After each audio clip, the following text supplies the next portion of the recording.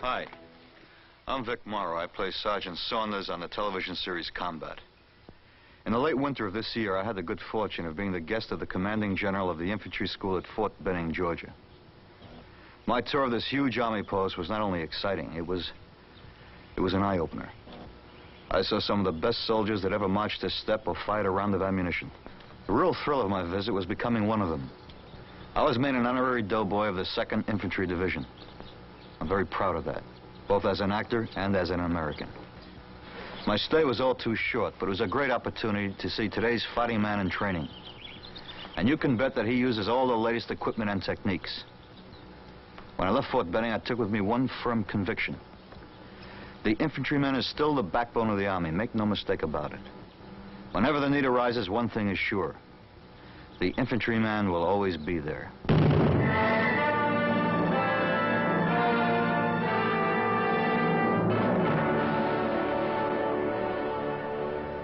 In 1756, the infant American colonies were still tied to the apron strings of Mother England. In that same year, the British found themselves tied up in the knots of a French and Indian war. They hired a mercenary sharpshooting Yankee named Rogers, and he and his band of woodsmen became known as Rogers Rangers. And so the forerunner of the American infantryman was born. Trained he was not, but he was willing to learn. Rogers was a poor disciplinarian, but he did set down a list of standing orders that were gems of simplicity. Don't forget nothing. Order number 2 made sound sense. Have your muskets clean as a whistle, hatchets scoured, 60 rounds powder and ball, and be ready to march at a minute's warning. The Rangers took order number 3 at face value. When you're on the march, act the way you would if you were sneaking up on a deer. See the enemy first. But order number 10 sometimes got confusing. And if we take prisoners, we keep them separate till we had time to examine them, so they can't cook up a story between them. Came the Revolution, and the book of the American infantryman opened to its first page. He was a bookkeeper, a cobbler, a blacksmith, and a farmer. They called him Minuteman. He lacked training and his musket was unwieldy. Untutored in the military arts, the civilian soldier walked into a hail of organized fire.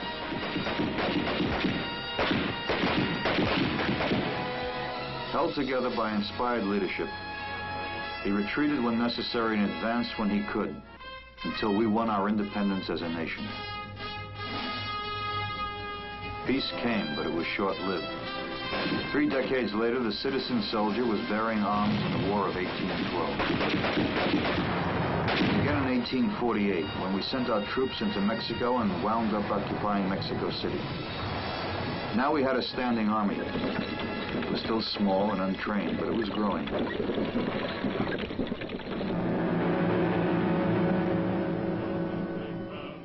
All of these military actions were but a prelude to the thunder of the Civil War. A call to arms was heard and answered. We are coming, Father Abraham, with 300,000 more. We are coming, Father Abraham, with 300,000 strong. With 300,000 strong. With 300,000 more. The Spanish-American War was a conflict that wasn't particularly large or bloody. More American casualties resulted from disease than from Spanish gunfire. At the Battle of San Juan Hill, Teddy Roosevelt led the charge which broke the Spanish spirit. But it was the infantry that captured the San Juan blockhouse. Throughout the wars that saw America develop into one of the great powers of the world, the citizen soldier reached his maturity as a fighting man. In World War I, he acquired a name, Doughboy. Regulars from the small American army and thousands of new recruits were hurriedly taught the techniques of trench warfare and prepared for combat.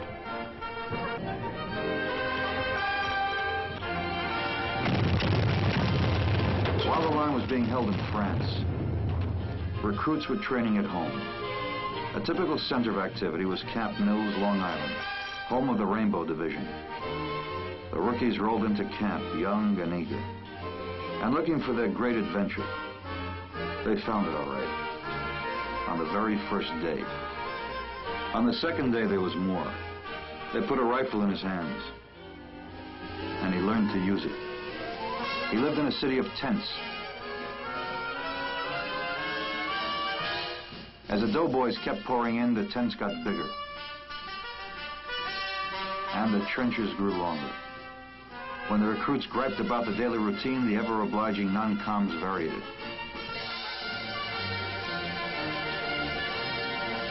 Naturally, all of this outdoor exercise whetted the appetites of growing doughboys. To keep them from getting that logy feeling, they were given plenty of opportunity to work it off.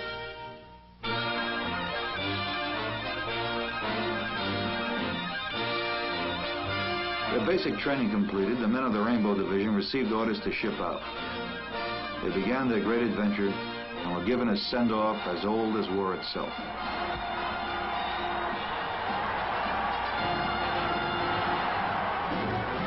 Troop transports were filled to overflowing, but nobody complained. At least not so anyone could notice.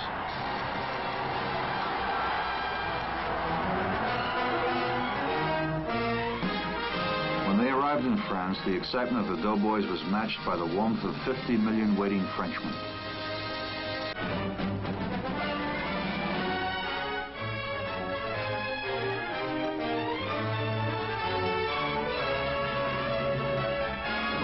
They quickly resumed their training.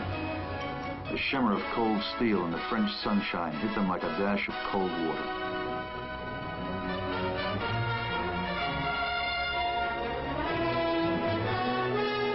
They realized they were in a war. From now on, they would put their training to use in the trenches.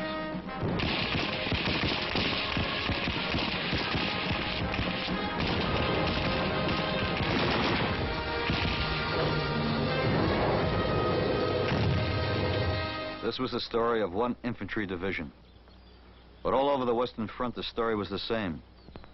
Green troops fighting valiantly against a highly trained, combat-hardened enemy. But soon the Green troops became seasoned, became fighting men, and won the war. It was conclusive enough. Proof that the American infantryman was a soldier to be reckoned with.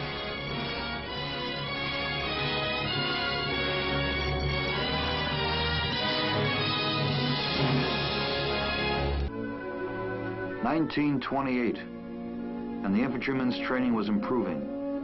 He learned better ways to set up and administer a command post. He also learned how to save more lives with better methods of handling casualties.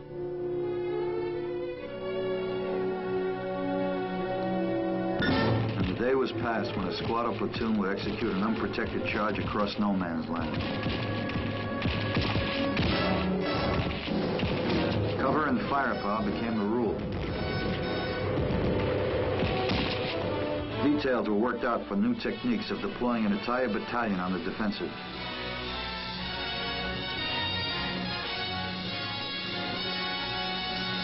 To ensure maximum protective cover and fire support, liaison was worked out between airplane observers, artillery, and machine gun fire.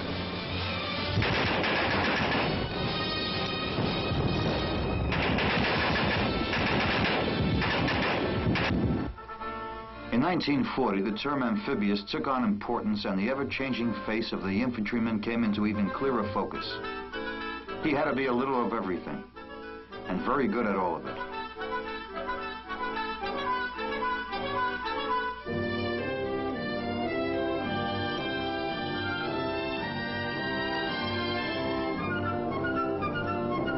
One item was standard. Then, as now, it punctuates all phases of training. His gear and dress became more streamlined, and so did he. Training got to be more vigorous and comprehensive. It had to.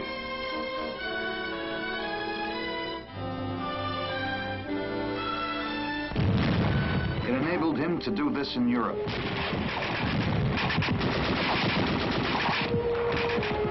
And this in the Pacific.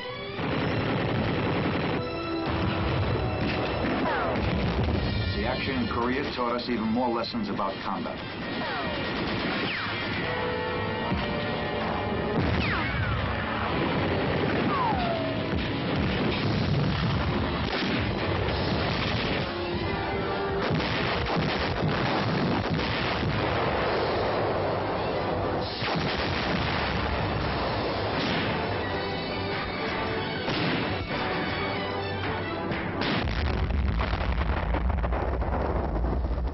This is Fort Benning, Georgia, the home of the infantry.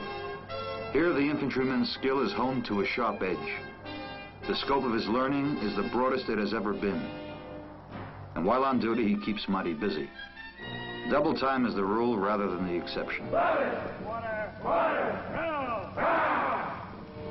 Please, stay!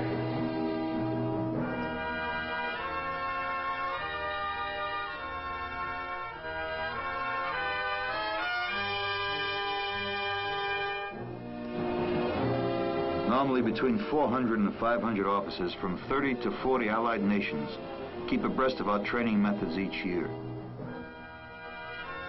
They learn the pace is a fast one.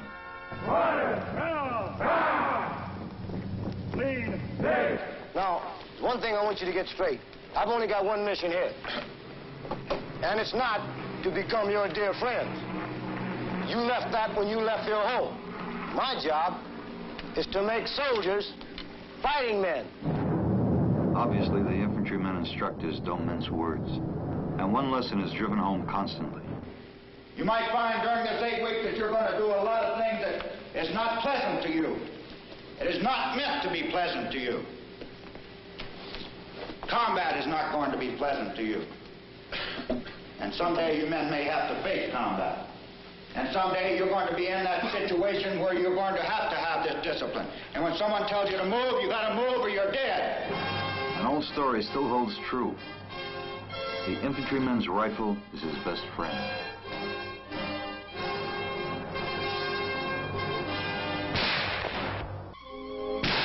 He sharpens his shooting eye on cardboard enemies.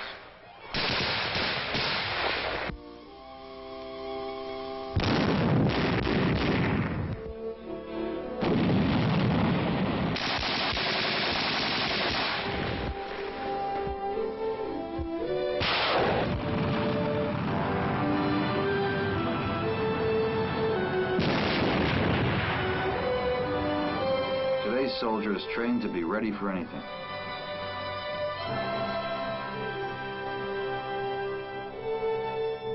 He also studies theory in a modern classroom.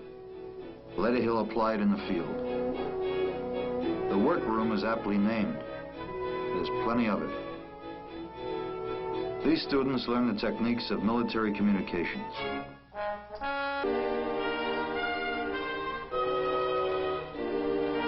After the training and the theory comes the actual maneuver. All the pieces fit together.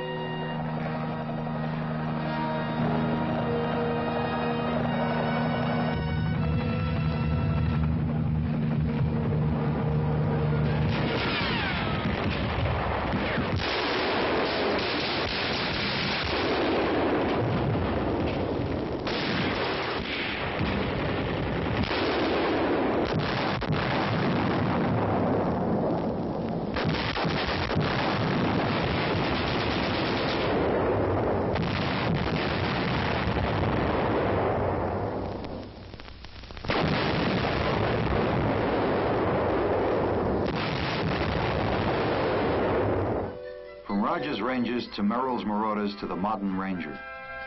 The further refinement and another face of the infantryman.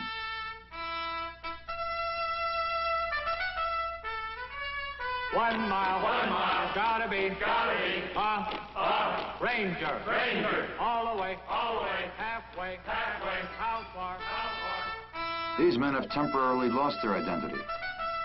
While they train, an individual answers to the name of Ranger.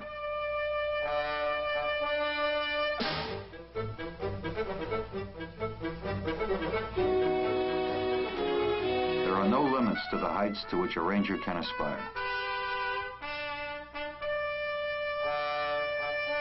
This training is realistic, rough, and hazardous. The closest approach to combat conditions that can be achieved in a peacetime army.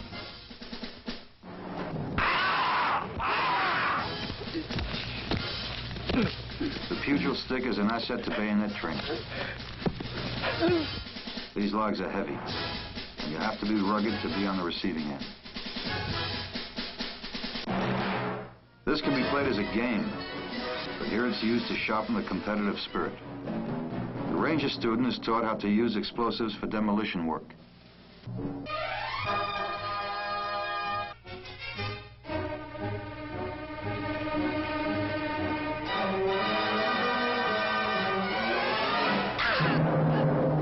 The science of patrolling by day or night is high on the list of Rangers' musts. These soldiers learn there's more than one way to cross a ravine or walk a tightrope. Rough situations such as this 40-foot drop must become commonplace. The confidence course is designed to help the Ranger student face and overcome these dangers.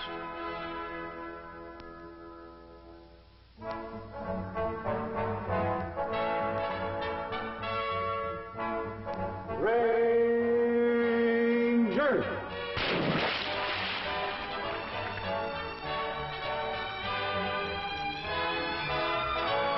Military mountaineering techniques teach the student how to make molehills out of mountains.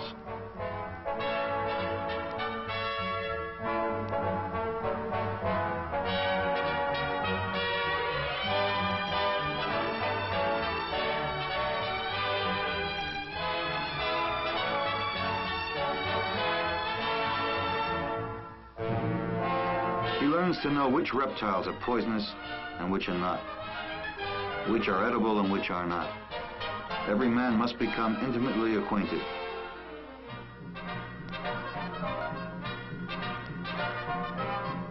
Adjust or die is a basic Ranger law. A man eats what he can when he can get it. He learns that his mission requires him to surmount all natural obstacles, plus a few added ones. How far? All the way. Halfway. How far? How far? One. This is the motto of the Special Forces soldier.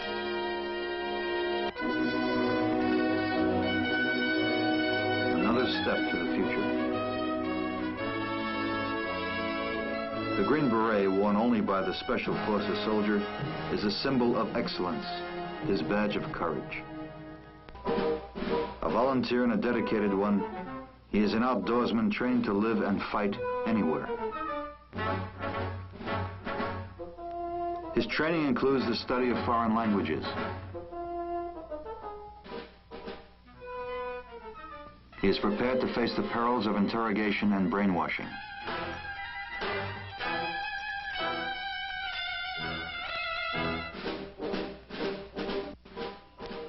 He learns the International Morse Code and transmits at the rate of 18 words per minute.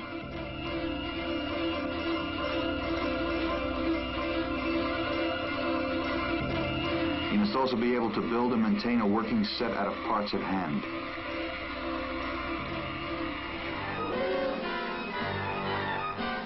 He must have more than a passing knowledge of judo. And judo's deadly extension, karate. A Special Forces medic is equipped to meet any emergency.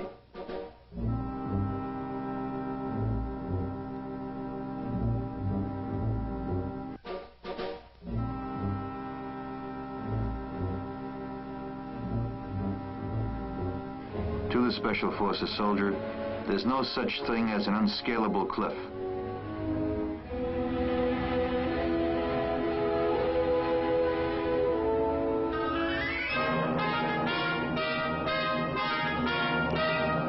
He learns to fight in the jungle. The Panji trap is a camouflage pit at the bottom of which needle-sharp bamboo stalks are embedded. The traps are mined with hand grenades. To survive, a Special Forces team man must be prepared to fricassee anything from A to Z. In the jungle or anywhere, he'll make it. Also, he must be a good pathfinder, which means he has to know his area orientation. Cliff, wall, or thin air. The art of rappelling is the quick way. The Special Forces man goes from student to instructor when his mission takes him to smaller countries struggling to remain free. In this role, he serves both as teacher and ambassador. His mission may take him anywhere. Here, the Special Forces soldier makes good use of another traditional best friend.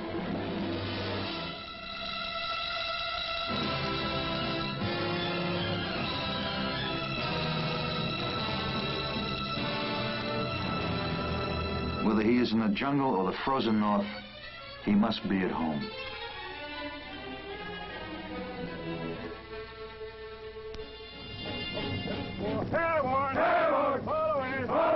The infantryman takes a giant step up when he volunteers to be an airborne soldier. Incoming trainees get a preview of what's in store for them. This is the beginning for every soldier. His boot must be the mirror of himself.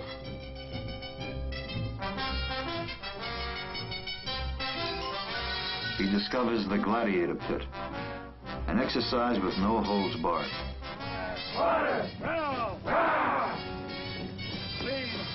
And he must keep in shape. The training of an airborne soldier is a careful process.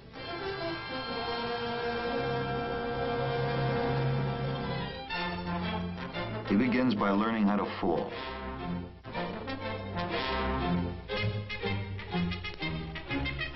And how to exit from an airplane with proper body position.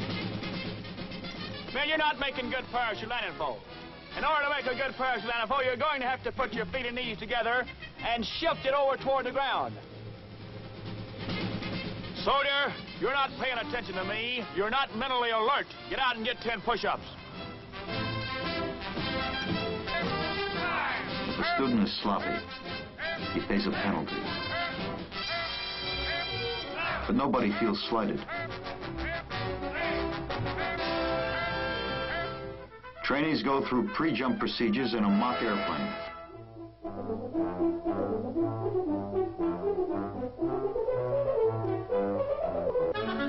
The 34-foot tower is used to train potential jumpers in techniques and body position. It also serves to test the mettle of the man.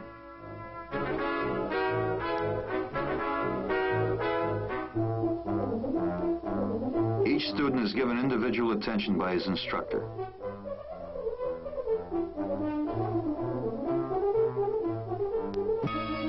He receives constant instructions in preparation of his gear for safe jumping. Soldier, your leg straps are loose. They should be tight. You're not mentally alert. Move out, get 12 squat jumps, tighten your leg straps, and move to the end of the line. Yes, Sergeant.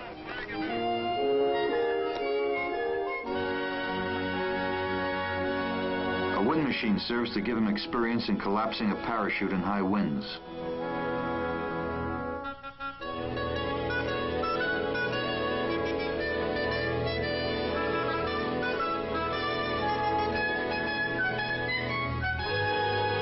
He learns methods of manipulation and control of the chute during his descent.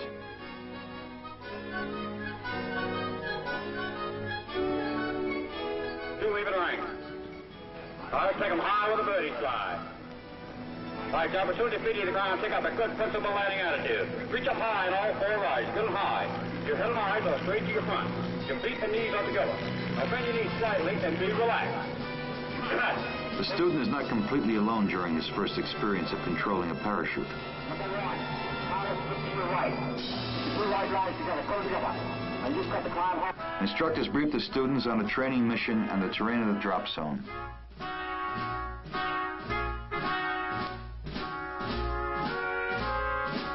Trainees board up in the plane. Their first actual jump is at hand. Perhaps the only exception to the rule that a rifle is a soldier's best friend is his parachute.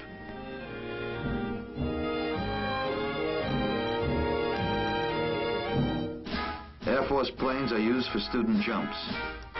Careful control is always exercised to minimize the possibility of injury.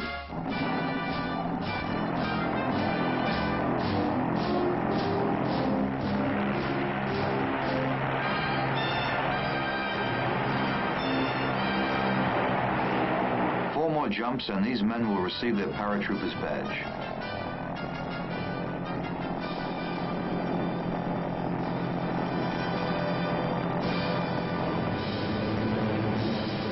Big Brother is always watching. Everybody okay? Yeah! Everybody happy? Yeah! Everybody got a jump? Yeah! Hand it up!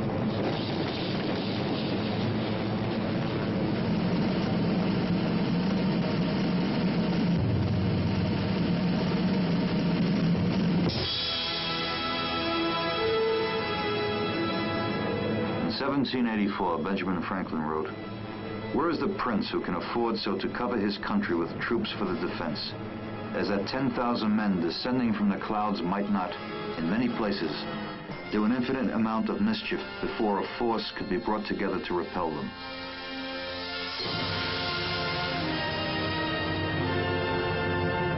Touchdown and success. Only 4 more to go for the wings.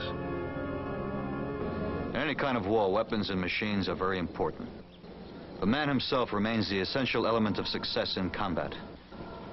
The infantryman, however armed, however transported, whatever his mission, is the key to any combination designed to gain that success. He fights over any terrain, in any climate, and under any conditions imposed by man and nature. The heads are up, the chests are out, the arms are swinging in cadence, count sound off.